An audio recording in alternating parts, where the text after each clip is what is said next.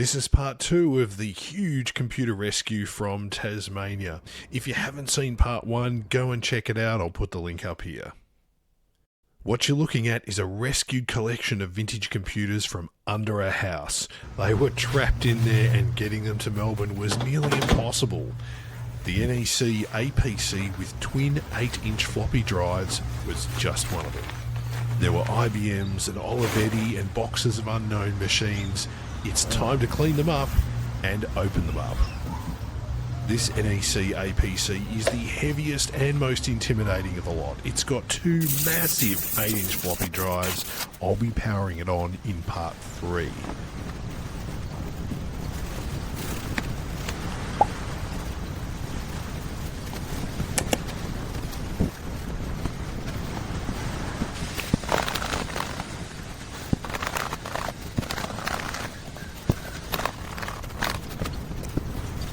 Next up, the IBM XT Model 5160. It's an early system and this particular unit was built in Australia.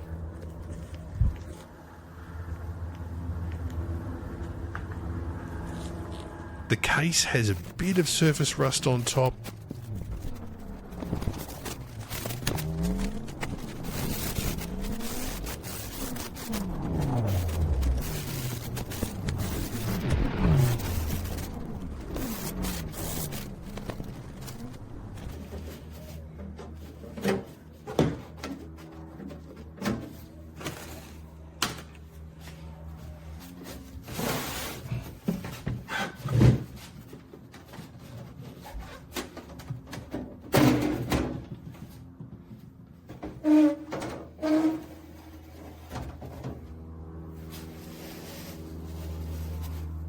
The internals look great.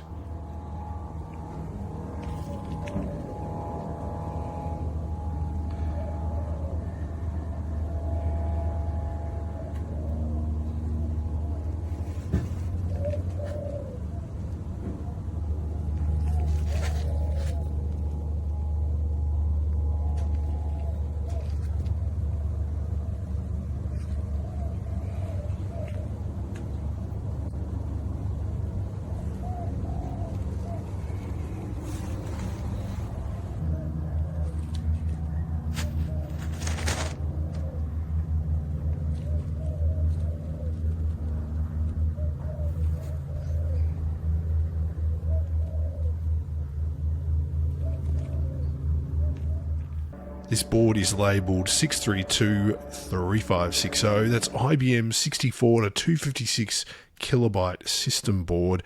It's a classic early XT. I love this thing.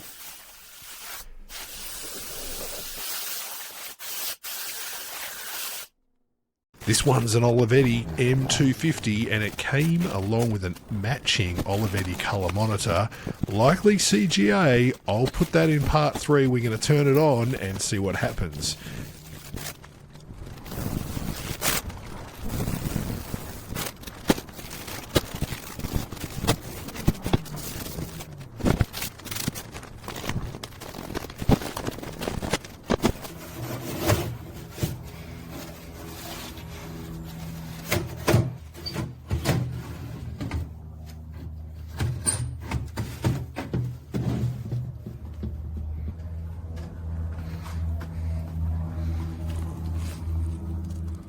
Great inside, and there's a small riser board in there, that RA085. Not sure what it is. It looks original.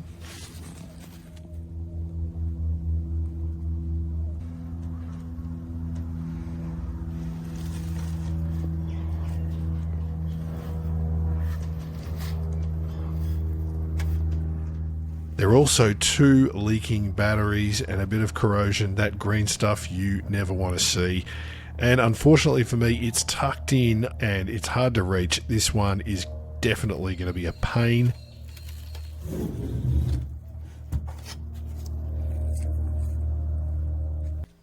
I also blew it out with a fan and there's not much dust in there at all.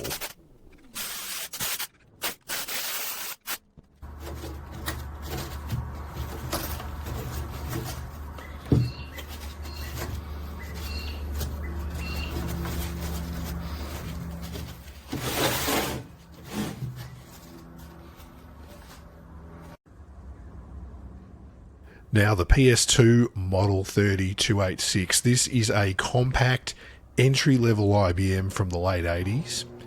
The case on this is pretty dirty. It's pretty gross.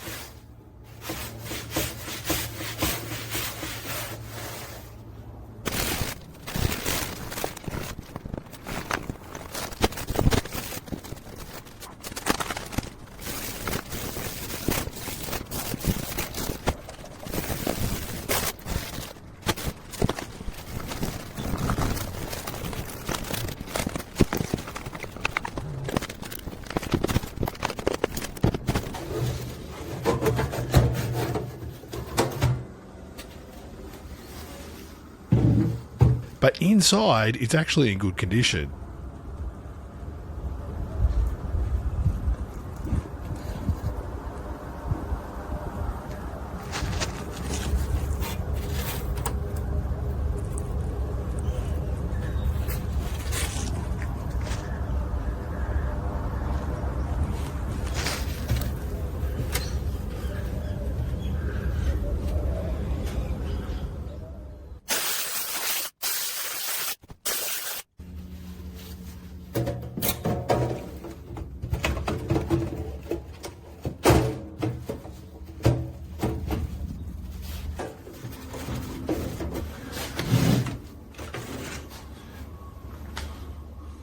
This Model 50 is part of IBM's move to microchannel architecture.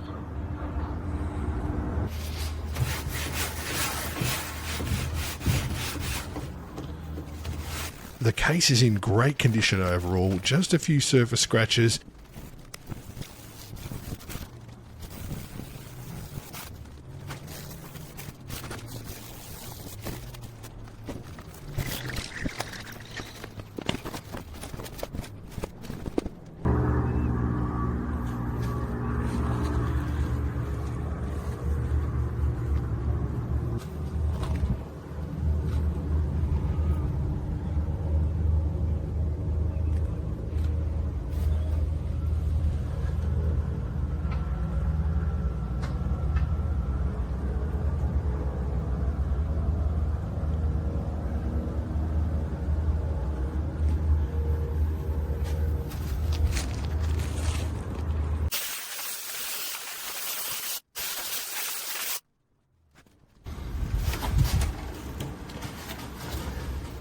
Inside there's a big removable battery, labelled IBM replacement parts 72X8498.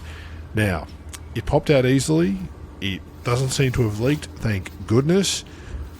I've never replaced one of these batteries before, so I need to go and Google it and see what I can find.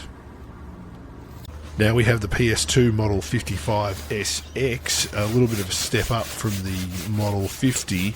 This one is in a bit rough of a condition. Like you can see, there's rust on the case inside and out. It still might work. I'm not giving up on it just yet, but it'll be very interesting to turn it on and see what happens.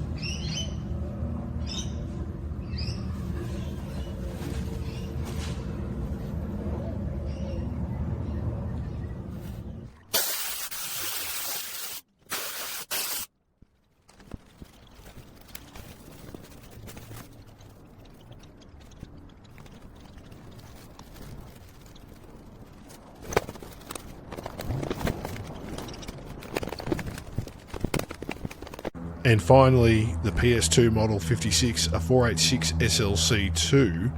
Now, this one did not come from Tasmania. This one is from another pickup.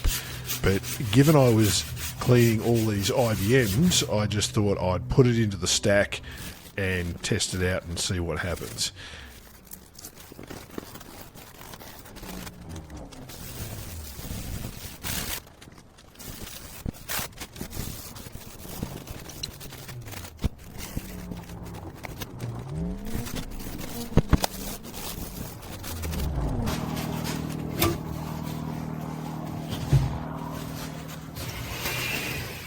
Now, inside appears to be in mint condition. Just needed a light clean. It'll be very interesting to see if this powers on in part 3.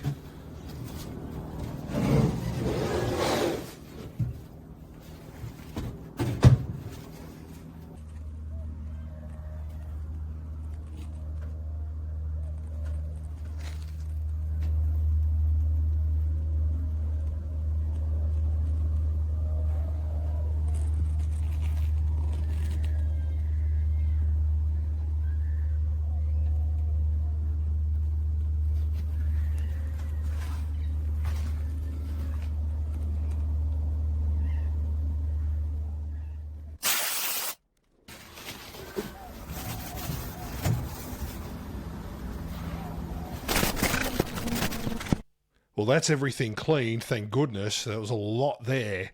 Stay tuned for part 3, where we're going to power everything on and see what works and what blows up, including some of those really rare CGA monitors. I'm looking forward to it.